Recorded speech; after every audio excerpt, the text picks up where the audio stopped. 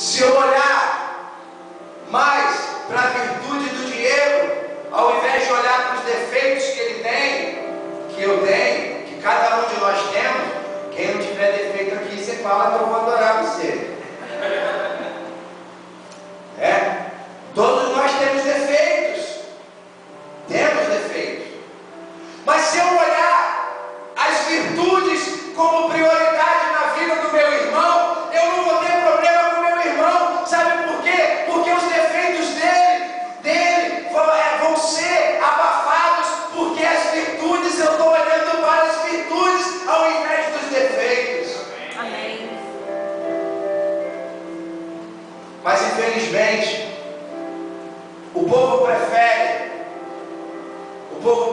olhar para os defeitos do que olhar para as virtudes. O povo prefere olhar para as dificuldades, para as debilidades, do que para as virtudes. Quando nós começarmos a entender que o Luiz tem mais virtude do que defeito, nós não vamos ter problemas de ter um relacionamento mais íntimo com ele, porque os defeitos dele não vai nos atingir, porque nós estamos olhando para as virtudes dele. Jó estava aqui reclamando de Deus.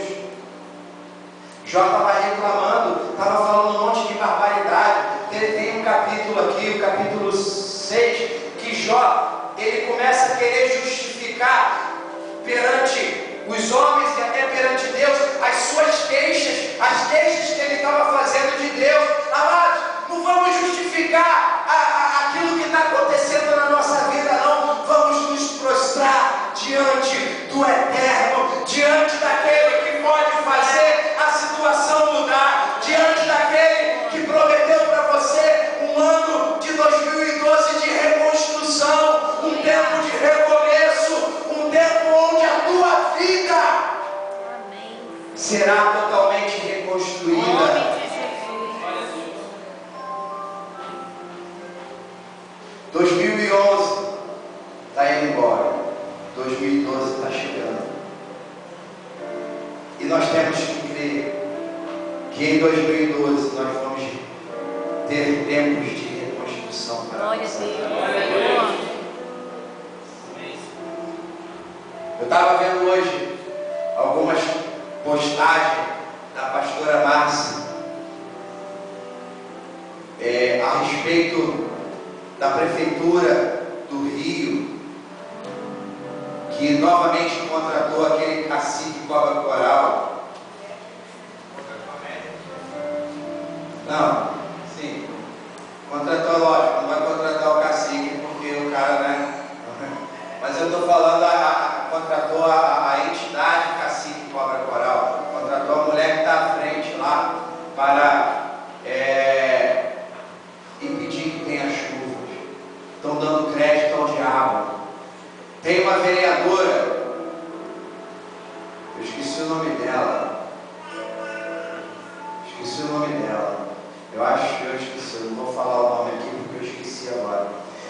Mas tem uma vereadora que ela está indo sempre que tem época de eleição para dentro das igrejas pedir votos.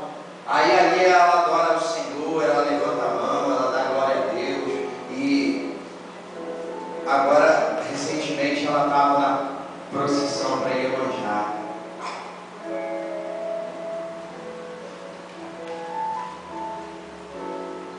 Nós temos que estar atentos a tudo que está acontecendo ao nosso redor, porque o inferno quer destruir a igreja, e se nós não estivermos atentos para isso, nós vamos cair no erro de Jó de começar a reclamar, de começar a lamentar de qualquer coisinha. Vou sair da igreja. Faz isso não, amado. Faz isso não. Deus te plantou numa terra que manda leite e mel, debaixo de uma autoridade, de um homem de Deus que é o nosso apóstolo. O homem de Deus, o homem íntegro, o homem reto. Deus te plantou debaixo deste ministério. E você não pode abrir mão disso. Você não pode abrir mão dessa bênção de Deus na tua vida. Por isso, tem uma palavra profética para a tua vida durante esse ano. O ano da reconstrução. Tempo de recomeço. Vai tudo mudar na tua vida. Creia nisso. Pega isso como sendo algo que vai acontecer na tua vida. Sabe por quê? Fé é a gente crer sem ver. Fazendo aqui um resumo, bem resumido, resumo do resumo do resumo.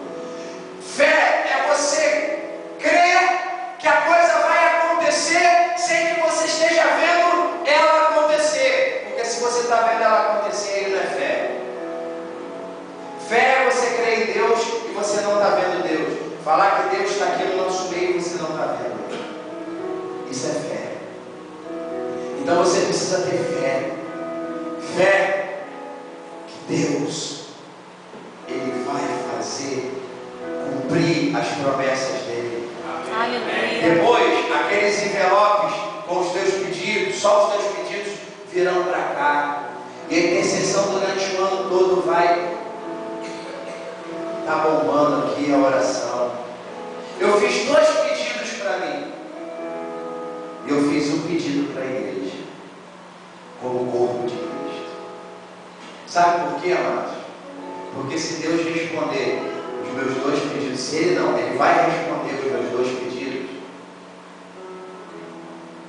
para mim já está bom demais. E o outro pedido é para a igreja. Isso foi o que Deus ministrou no meu coração. Cada um foi particular. Se você fez os 3 para você, ou somente para a tua família, amém. Mas nós temos que crer naquilo que nós pedimos a Deus.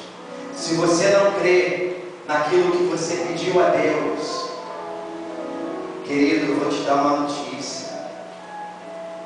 Se você não crê naquilo que Deus tem para a tua vida, naquilo que você pediu, e se você colocou, escreveu no envelope e colocou a tua oferta, é porque você crê que Deus vai fazer. Se você não crê que Deus vai fazer, você apenas deu dinheiro para a igreja e essa semente ela vai ficar plantada na rocha e não vai frutificar.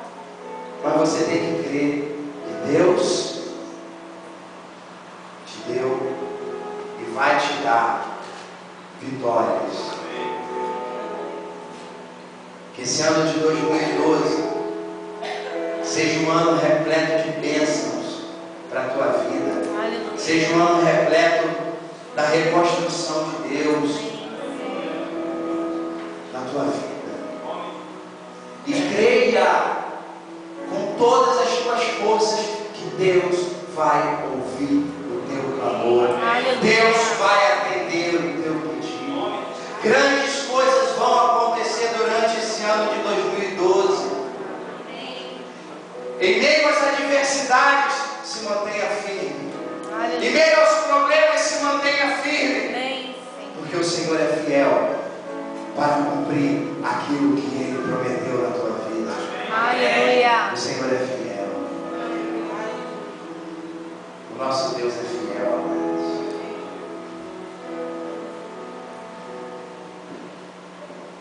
Viva o Evangelho genuíno. Não sejam pessoas melindradas, que qualquer coisinha magoa. Se qualquer coisa magoasse Jesus, Jesus tinha desistido da cruz. Sejam pessoas maduras em Deus,